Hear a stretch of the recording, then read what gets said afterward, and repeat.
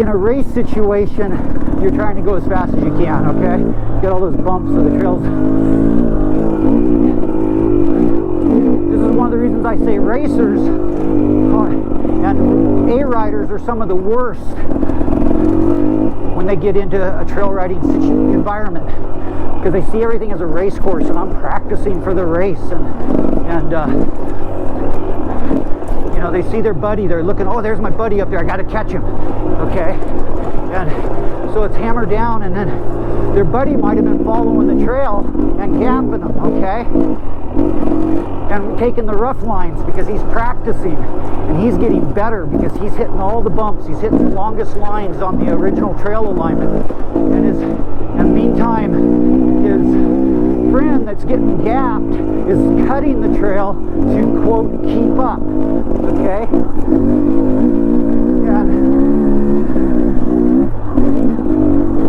And so he's maintaining the gap by cutting the trail.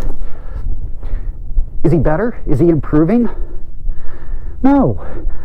I would suggest that the guy that hits all the bumps, takes the worst line, stays on the trail, he's getting the training for the day to be better. So when he shows up at a race, his buddy thinks, oh man, I can keep up.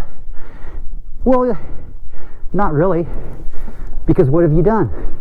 You were shortcutting in order to maintain the gap on your friend, and you're like, man, I should be finishing top 3 because my buddy's finishing top 3, and you can't. You're 15th, you're 20th. Why? Because you're taking cheater lines, you're not hitting the rough line. Your buddy comes up to a slower rider. What's he do? He blows by the slower rider in the rough line because he's been practicing the rough line. He knows how to take the rough line and still blow by the guy he's overtaking, okay?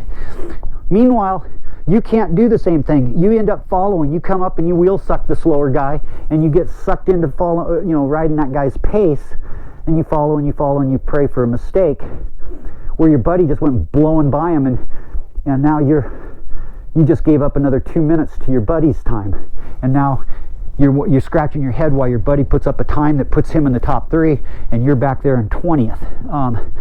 Well, when you trail ride, take the whoops, pound the whoops, take the rougher line, stay on the trail, the longer line. Don't take the shortcuts. It's just a tip, I remember when I was running for the championships and getting #1 plates and always in the top, the top 5 in-season results, I took a friend riding frequently, and he would do just that. And one of his comments when he would wheel suck me is he couldn't believe, he made the comment that I always took the shittiest lines. Well, duh, I'm practicing.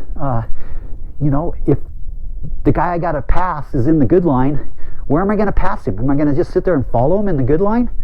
No. I'm going to jump right out there in the bad thing, and I'm going to blow by him, and I'm not going to get held up. And he could never comprehend the wisdom in taking the hard line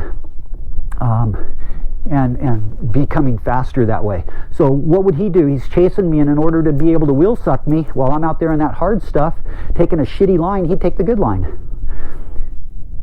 And then he goes to the race, and he couldn't understand why he could never get in the top 5. And he got discouraged by it. So anyways, I'm trying to give you a tip, and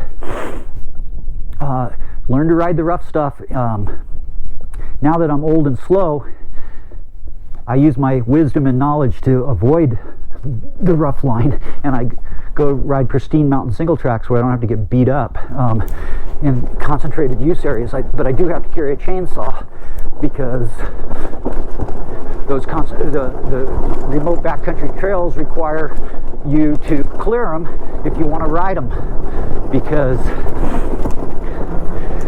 trees fall daily